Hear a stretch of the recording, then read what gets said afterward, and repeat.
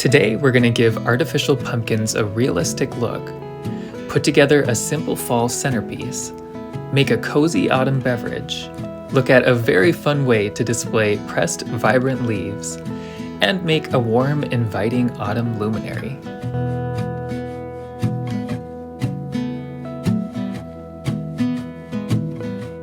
So I like to save my pumpkin and gourd stems every year and dry them in a brown paper bag in our basement because they come in handy for a variety of fall crafts, this being one of them, because they just add such a realistic look to, again, these artificial pumpkins, but also are great for making velvet pumpkins. So these are some stems that I have collected over the years. I have quite a few of them in a bag because I actually collect more of them than I end up actually using. All you do is remove the stem on your artificial pumpkin, put some hot glue in place where the stem is to be placed, and then choose an appropriately sized real dried pumpkin stem to place where the hot glue is and where the original stem was. So the choice of the stem really makes a difference in the look of the pumpkin. These are larger pumpkins, so I used larger stems, but if you're going to do gourds or smaller pumpkins, tinier ones like this would probably look a little bit more appropriate. So yes, that is just something that is a very, very simple craft and makes such a huge difference in the look of these artificial pumpkins.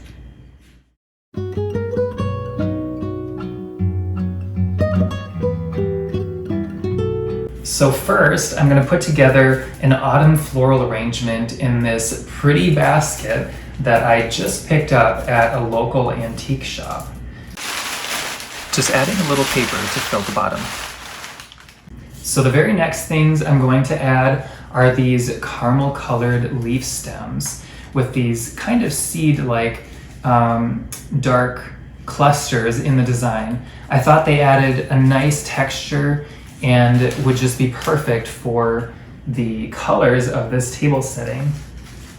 So I'm simply placing these in, surrounding the outer edge of the basket first, and we'll see how far these go.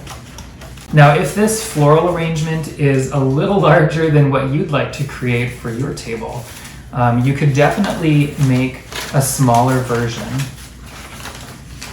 So it is going to take quite a few pumpkins to fill this large basket, and to raise up the ones that are my favorites, I'm going to put some other pumpkins in first and then place my favorites on top that will be more in view.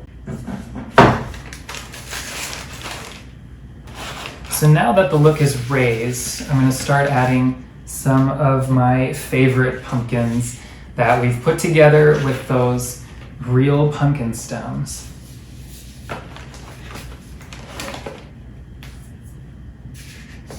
And then some artificial gourds as well. So now I'm using some more of these stems just to fill in around some of the pumpkins. And then I'm going to add a few of these maple looking leaves. So these kind of add just a little bit of more caramel coloring, but a little bit brighter, and then some yellow, which just gives it a little bit more of a vibrant fall look, but still subtle. And there you have a very cozy, very simple autumn floral arrangement.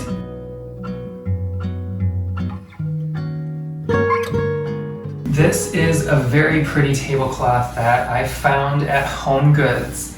I really like the colors of it, and you wouldn't think fall for this right away, but something about it just seemed like it would go very well with this pretty wicker basket. And orange and blue, I think, are very pretty together. So I thought it would be a really fun and slightly different colored tablecloth for fall. If you are worried about spills hurting your wood table's finish, you can place a plastic tablecloth on the table first. Underneath the tablecloth, no one will know it's there, but your table will be protected, and that is just a great feeling. So you're not worried about coffee spills or any little things like that that might be a surprise after you remove the tablecloth. My brother actually gifted me this vintage Nespresso owl teapot for my birthday this year, and I went online and found that there were cups as well. So I've been so excited to use these for something and thought that they would be perfect for a fall themed table setting. So I'm just gonna set that on the table and surround it with a bunch of these little owl cups, and set out this little owl sugar as well. I always joke that I don't need to collect any more dishes, and then I come across something like this and I just can't help myself. These will be very fun for some fall themed coffee. So here's a fun way to make a simple fall coffee. So first I'm going to remove this little bottom piece because it'll be in the way for this glass measuring cup. I'm making the coffee in a measuring cup just so that I can stir everything together before pouring it into the decorative cups. And you don't have to make an espresso for this recipe. You could make just regular coffee too. But I'm just going to close the machine and let it brew a cup of coffee.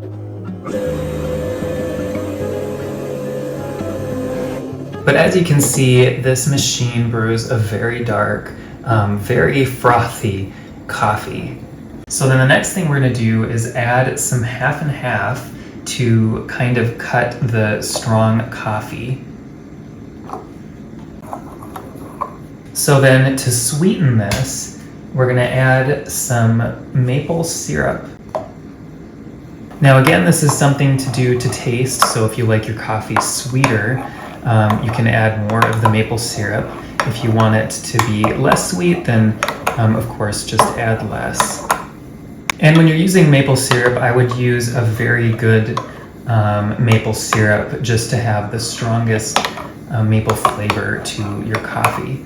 And then just pour in the coffee, making sure to leave a little bit of room at the top.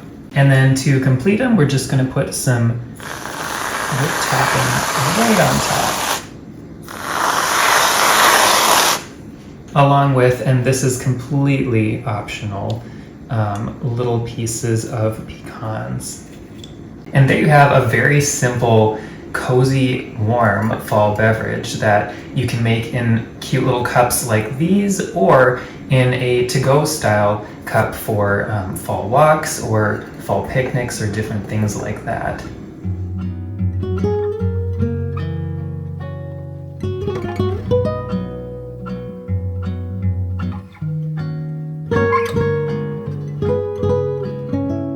So another great way to add a fall look to your home that is also, or can be, sentimental is creating a fall leaf shadow box like this. So these are leaves that my grandma Carol picked and pressed and placed in a book that she eventually gave to my brother, and I think she didn't remember that she had all of those leaves in that book, so it was kind of a surprise when we opened the book and found all these beautifully pressed fall leaves. So I decided to take a few of them and place them inside of a shadow box. Just thinking of Grandma outdoors, finding these leaves that she really liked, and the colors and the shapes of them makes it just kind of special. So I wanted to highlight them and put them into a shadow box. So that is a fun, possible family tradition idea. You could pick and press a favorite fall leaf every single autumn and then place it in a shadow box and have maybe a little tag with the year next to it. And then over the years, you can kind of watch your collection of fall leaves grow in your shadow box. So that would be a very, very, very fun family tradition.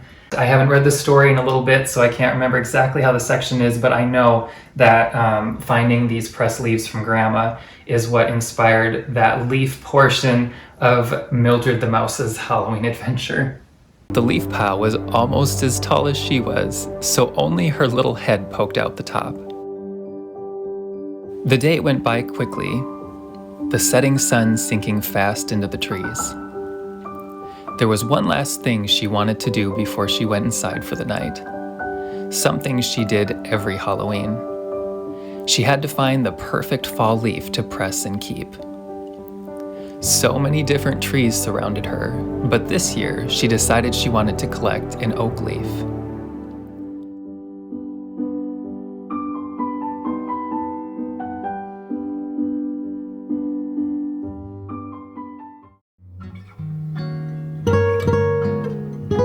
For this project, we're going to transform this glass pedestal vase into a warm fall luminary.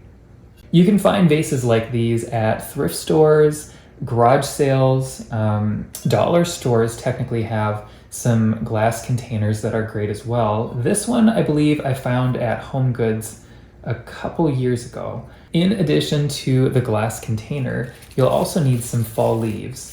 So I'm going to use these preserved fall leaves. They have some bend to them, but they're kind of like dried real fall leaves. So these will be, I think, very pretty for this. So to start, I'm going to just cut away the leaves from the main stem here. You can use a variety of colored leaves, whatever color of fall leaves that you like or that match your home's decor. If you kind of lean more towards the caramely colors here or the very fun, vibrant colors, whatever suits your style. So then we're going to use some hot glue, and I have this very messy hot glue gun all heated up and ready. I'm going to test on my paper plate here. Yes. Okay, so he is ready to go. What we're going to do is start towards the top and then work our way down. So I'm just going to place some hot glue onto this leaf.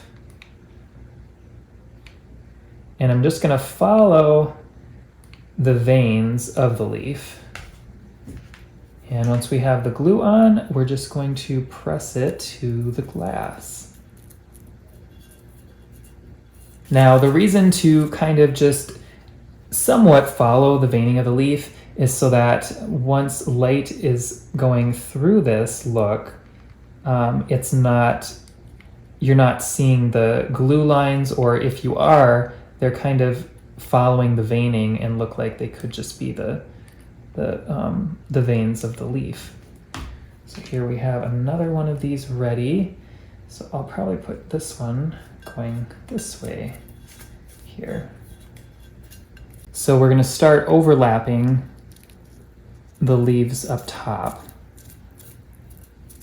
So the idea of this look is that the leaves are kind of breaking up towards the top of the design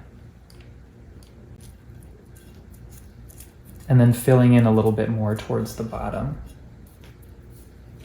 So continuing around like so, and then going on the next layer and the next layer until I reach the bottom of this, this container.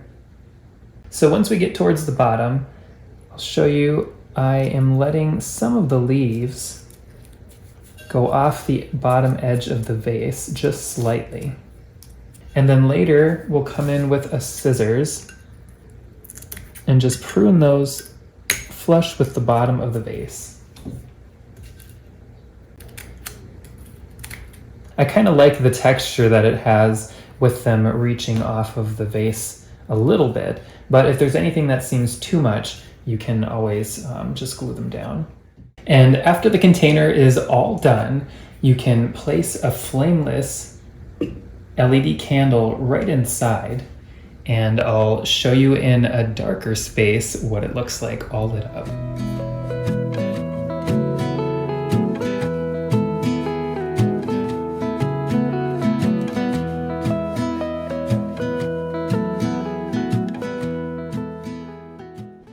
Spooky season is just around the corner, and if you're looking for some eerie fun Halloween decorations to add to your home, I invite you to browse my online shop.